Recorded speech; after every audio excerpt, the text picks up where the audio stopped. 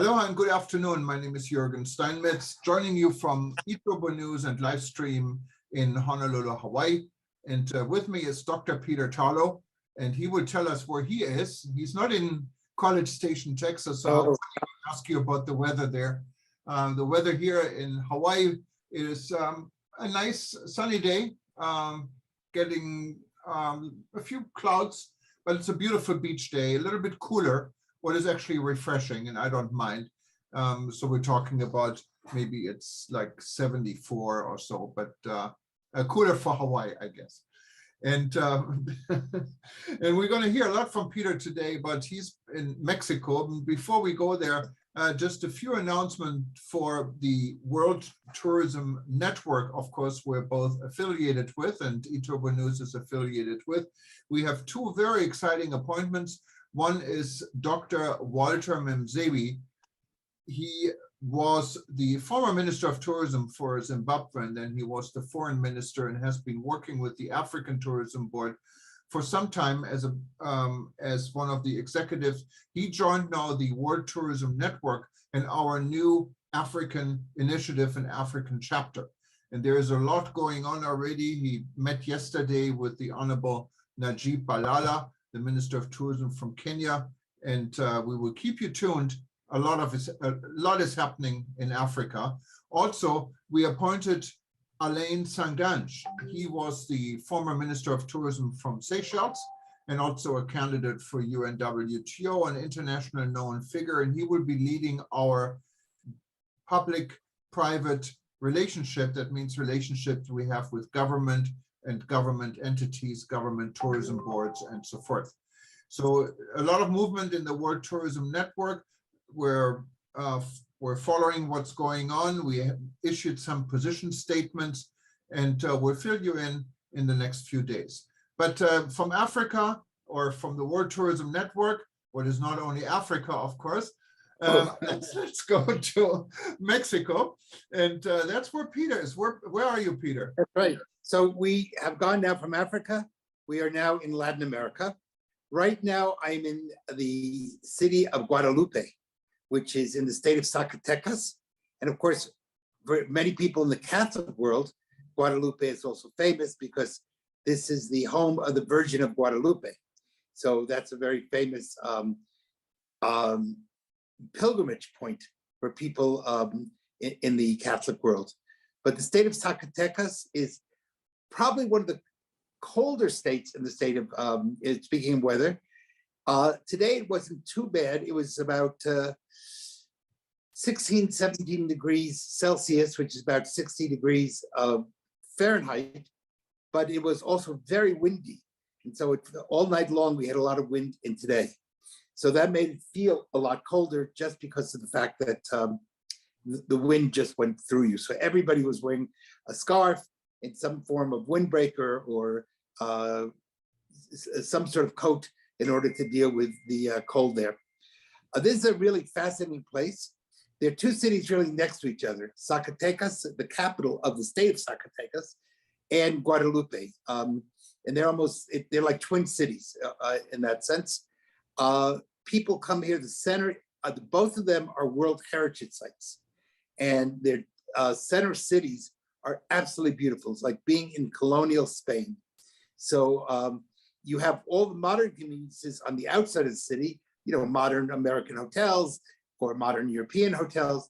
But when you get into the middle of the city, you feel like you've entered into 17th century or 18th century colonial Spain.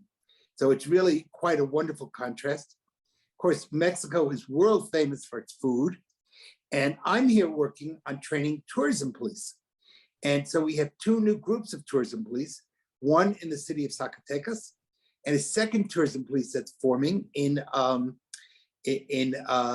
Guadalupe. So we'll have two specialized groups. They are being tremendously well supported by the State Secretary of Tourism and by other people within the state. Tomorrow, I'm going to be going to Acapulco, and I will be meeting this weekend with the mayor of Acapulco and possibly, I'm not sure yet, the governor of the state of Guerrero, talking about how Acapulco can use security as a tool to renovate itself, because it's had some really hard times. And then on Monday, I'm going to be meeting with a lot of important government officials in Mexico City before I come home. So this has really been an exciting trip. And you can really feel how Mexico is working hard to go beyond some of the negative reputation that it's had and really show the world that it cares about its tourists and it's doing everything it can to really make their lives comfortable, safe, and in so doing, making life better for its citizens also. So this is a time of real renewal and an explosion of ideas that are taking place. And when you compare that to the tragedies that went on today in Houston with the killing of 3 police officers and all sorts of other problems, and the tragedies that took place in Chicago, the murders in Washington, D.C., the murders in Los Angeles, the tragedies of New York City, and people being thrown into the subway tracks. Wow, I never thought I would say that I feel safer in Mexico right now than I do almost in the United States. So that's a really important lesson for people in the United States. It needs to get its act together and fast. Yeah, and it's, I think maybe COVID has a lot to do with this. People are getting frustrated, a lot of mental issues all over the world. And it's not only in the United States. If you look in Europe, you have several similar issues. People are getting frustrated. There are protests, there are violent protests. It is not an easy time. So, and I applaud Mexico for taking the initiative, trying to make it better during hard times, because what better times there are to repair something when there is a crisis, and you can put the resources together you may not have in regular time. Yes. That's I should say just and unfortunately the other phone's ringing. I don't want to get up to take it, so I'll just hopefully let it ring itself through, and hopefully you can wipe this out. Nobody ever calls me here, so that's kind of a tragedy. But I do think it's really important to know that that not only COVID. COVID's too simple of a crisis. People in Mexico are very upset about the open border. It's hurting people. Today, there's a whole series of newspaper articles about how much people are suffering on the Mexican side because of the American policy of the open border. And the murdering of the police officers in the United States has nothing to do with COVID. It's all been done by illegal immigrants who came into the United States because of the United States open border policy. So I think we have to realize that Europe is understanding that open borders can somewhat be destructive. And in this case, what we've now created is women being raped, children being kidnapped, men being turned into slavery. And in a lot of ways, the American-Mexican border is a real tragedy. And the responsibility is of the United States, not with Mexico. So COVID has been bad, but I think there's also terrible policies that are coming out of Washington. Well, so we have at least you're there to change some of the policies. And the people of Mexico are very angry about this. And I think if we're able to really work together, we can go back to some sort of level where sanity reigns, and because tourism cannot survive in a world where there's no security. And we have to have security in order to make the tourism world work.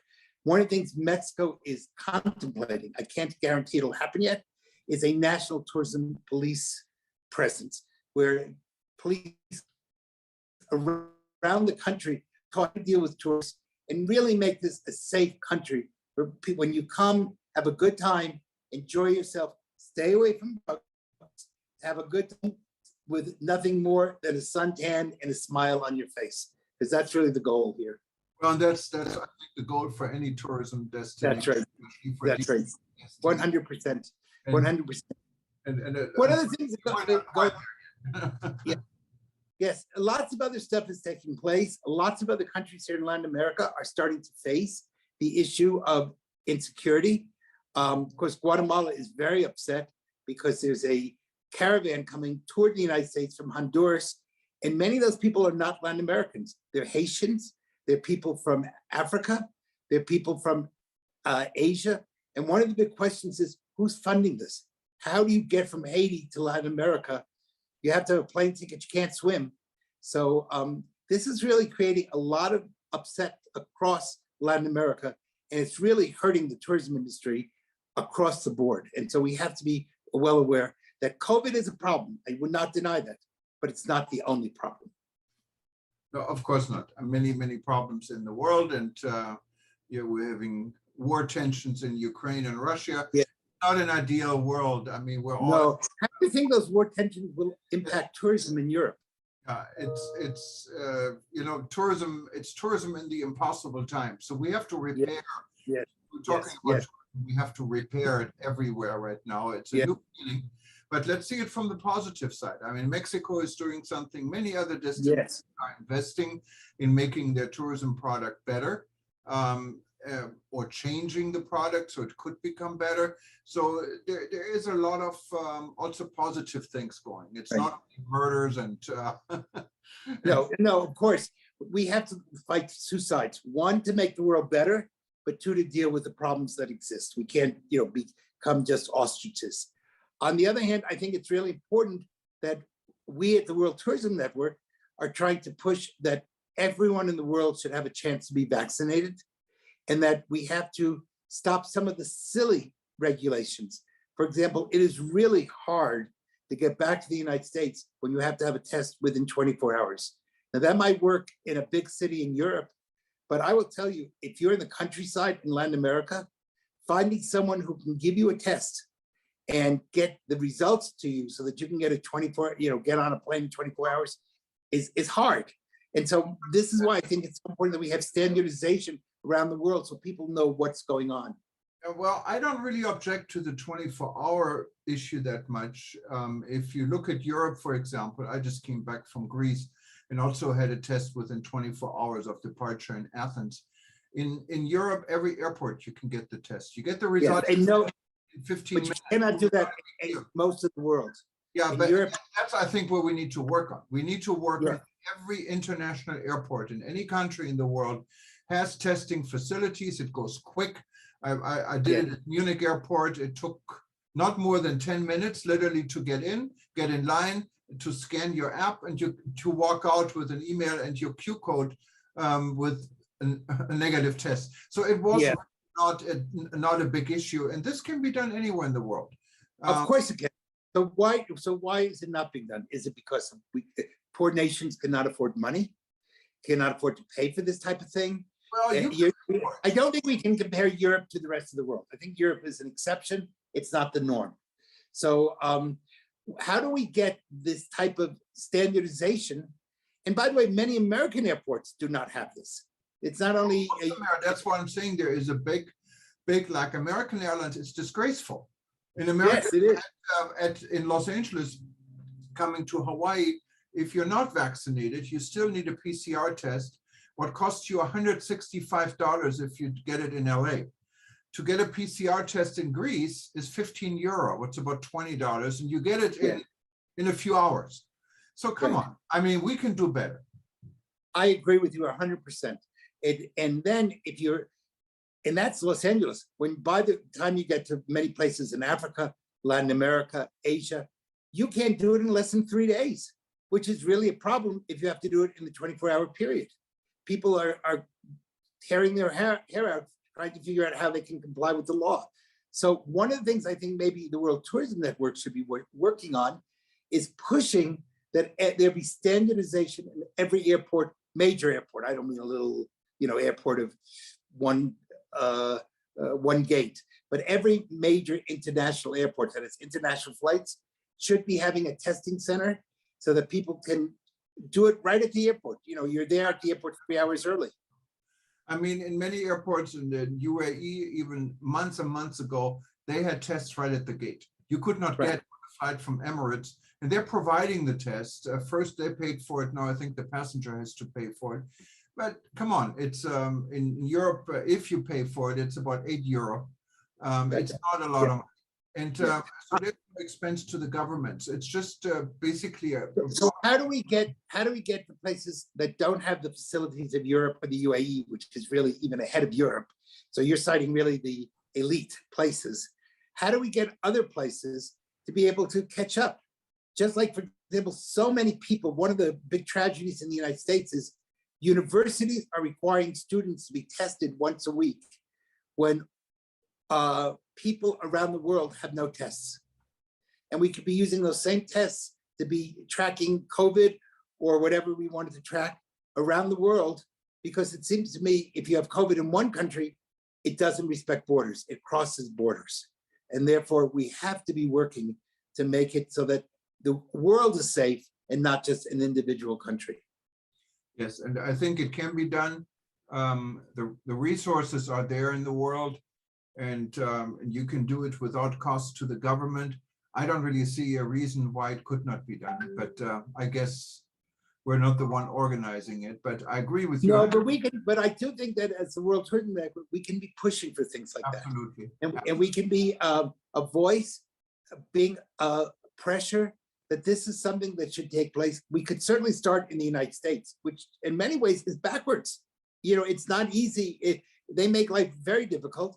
And you really wonder the insanity of the American government that said it went and bought 500,000 of these rapid home tests, which you cannot use for a plane, by the way. Right. And now that you can take one test, because you have half a billion tests in a population of 350 million people, means everybody gets one test and maybe a 16th of a test. And what good is one test? You need to have many tests in your home if you're going to use that system. I mean, I was in Greece. I went to a pharmacy. I bought 20 tests, €5 each. What was a little bit more than most pharmacies would charge for it in Europe, but they had it readily available in a small pharmacy anytime you want. There was no supply shortage on this. So you're absolutely right. People are waiting. People in the United States are waiting in line sometimes 2-3 hours, and the country was totally unprepared during the Christmas, New Year's season when they knew there was going to be a lot of travel. And the fact is that everyone in the United States should have multiple tests in their home if we want to use home tests. And somehow we have to make that you can use that test to get on a plane. If not, okay, it's nice, but then what? And if there's a lack of therapeutics and a lack of other medications, so you isolate. That's basically all you can do. I mean, a second thing, eTurboNews reported about it a year ago about masks, because the masks we were wearing in the United States, anything from cotton masks to medical masks, were not effective. We said it every day. CDC said you're not right. All these masks are okay, and you should not wear a KN95 or N95. Now it's 180-degree different. It's exactly the way Europe was a year ago. And what I noticed when I flew back from Europe, to get on the flight in Europe on any airplane, you have to wear an N95 type mask. You cannot wear any other mask. They don't let you on. You cannot even get into the airport. Now, once you land in the United States, you can rip this mask off, you can throw it in the garbage and take one of these non-effective masks. You're completely okay. Why is this? Well, I think we see that the CDC has really dropped the ball on many areas. Now, the other part is I can't blame scientists for changing their mind along the way, because science is never settled. You should always be exploring to come up with what's better. But in this case, there were plenty of countries in the world that were giving the United States good advice, and the United States chose to ignore it. So this is a problem, not only in the United States, but many parts of the world. And it's not always easy even to get masks in many parts of the world. So again, these shouldn't take a lot of production. They should not be expensive, because they're expensive. People will not use them, especially poor people. And if you have a family and it's going to cost you $2 a mask, and you have a family of 4, that's $8 or $10 a day. That's a lot of money. That's $10 a day times 7 days a week is $70. If the family's only earning $400 or $500 a week, they got a problem. That's more money than they can afford. Masks should be free. Now, the United States has this idea it's going to send everybody one free K95 mask. What good is one mask? You know, you can't, you're going to use the same mask for a week. You're not going to do that. That's stupid. So we have to come up with some sort of better system than just making politics. We really need to get back to medicine. Peter, you're absolutely right. I mean, I don't agree on a lot of your political thinking, but I do agree on this one. Yes, because, and it's good that you're kind to see that I'm usually right. So I'm proud of you. Anyway, I want to wish everybody, it's of course night here in Mexico, but if you have a chance, come visit Mexico. You'll have a great time. This is a place where you have the 19th century, the 17th century, the 20th century, and the 21st century all merge. I've been sending you, Jürgen, some pictures from Mexico via email, and you have everything from a classical donkey to modern skyscrapers. So this is a place that has it all. Great cuisine, wonderful mountains, great beaches. They have literally everything is in Mexico. So, you know, from the people in Mexico, and they like to call themselves the amigo country, the land of the friend. So from your friends here in Mexico to everyone who's watching us on breaking news, sorry I don't have a background, and sorry the phone decided to ring, but I wish you all a really wonderful evening. Buenas noches. Yes, and before you go, please stay tuned. We have another section with Jens coming up from Barbados. He's going to tell us a little bit about his new home. Jens is the CEO of the Barbados Tourism Board, and he produced a series of 10 different videos. So we're showing number 4 in a few minutes. And if you wanted to see our segment again, just go to eTurboNews.com, click on our video link. It gets you to YouTube or to Vimeo, and you can watch all our sections. Also, Peter, I wish you a good night and Thank you. all the best. And by the way, I'm hoping that next week or the week after, that we'll be able to invite 2 special guests to our program. And one is the new incoming president of the International Chamber of Commerce. She lives in Mexico. It's the first time a Mexican has won that award. And she is incredibly interested in working with small tourism businesses around the world. I spoke with her today. She's becoming a real supporter of the World Tourism Network. And when you get to meet her, I'm sure you will fall in love with her too, because she's really a brilliant, dynamic woman who wants to help tourism businesses around the world. Thank you, Peter. And let's give the floor to Jens. Good evening.